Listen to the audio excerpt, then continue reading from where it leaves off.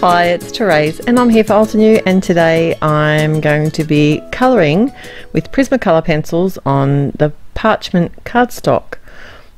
Now this Parchment Cardstock is kind of like a craft cardstock. It has that look about it, but it's a really good quality cardstock, and I just thought it'd be really interesting to see how the pencils go on this image, and I've chosen to stamp out the Happy Bloom image here just with some black ink.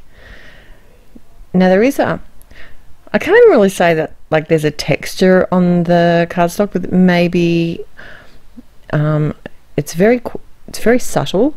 So the pencils themselves, I decided not to blend them out with Gamsol or anything today, which when I'm using coloured cardstock I usually don't like to blend it out. I like the texture that the pencils and the coverage that the pencils give so much better without blending them out. So basically what I did was just use direct to paper with the pencils and blended them with each other. So what I do is I also have a piece of scrap paper off to the side. You can see it here, because I'm not really sure what I'm going to do with this panel yet. It is cut to the same size as the front panel of my card, but I test my pencils off on the scrap piece of paper, and that way I know exactly what they're going to look like on my final image. So mostly I tend to either do my shading first or my highlight first, just to sort of work out, I don't know, there's no rhyme or reason. Sometimes I just look at the image and think, oh, that's where the light would hit, or that's where the shadow would be. So when I'm doing flowers in particular, I don't like them to look too uniform, so I don't always do all my shading around the edges and then have a light middle, because if you look at an image, that's not what you will generally see. It will be bouncing off different parts of the actual petals or leaves, so you'll find that it won't look so uniform. Like, even though that's a really good way to learn how to shade, it's not how shadows look like in real life. So, and you know what, it's a card, it doesn't really matter. As long as you're having fun and you're colouring, that's what actually really matters. So I had heaps of fun colouring this image. So I will list all the colours of the pencils that I used today at the blog, and the links will be in the description down below. So I'll leave you with the colouring now, and I'll be back when all of this is done.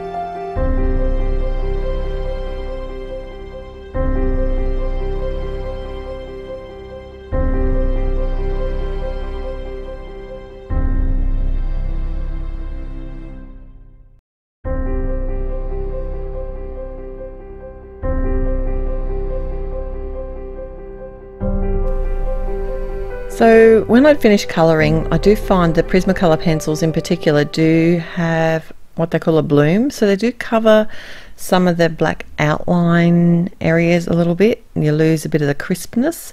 So I get around that by just simply stamping my image with the Misty and then coming back in and restamping it. Plus it's quite a large image. I just love it. I didn't even have to do any masking, anything, all set, ready to go. A couple of the spots didn't stamp out perfectly, so a trick is just to come in with a black pen, a fine pen, and I just can fix those areas up really easily. But really no one's probably ever going to notice, it's just me being weird. So I did decide to do some partial fussy cutting here. I was originally just going to leave this as the front of the card, but I thought it needed something a little bit more.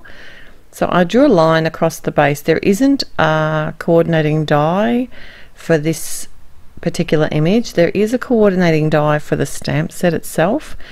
And what's brilliant about that is you can actually layer up the flowers, and it has a few of the flower images repeated on the stamp set and in the die set, and that gives plenty of options as well. So I just simply drew a line and cut like a panel across the bottom of the image, and then fussy cut the remaining portion of the image with my scissors. And then I wasn't really sure where to go from there. I liked the way this looked. I just had to try a few different colors behind the actual image. It's a landscape, obviously it's a landscape style card that I'm doing. It's a side fold landscape card, and I tried a few options behind it, but in the end I thought that the dark grey cardstock looked the best, so I went with that. I'm just sticking that directly to the front of my card, and then I've used some pop dots to actually pop up the remaining panel, and that's pretty much my finished card for today. And I am obviously still on my holiday away, and I decided today to film outside and attached to the camper. So I thought I'd share my setup with you today, and that's why you saw a little bit of speckled light earlier in the photo. It was a very relaxing colouring day. So till next time, I hope you have a great day. Bye.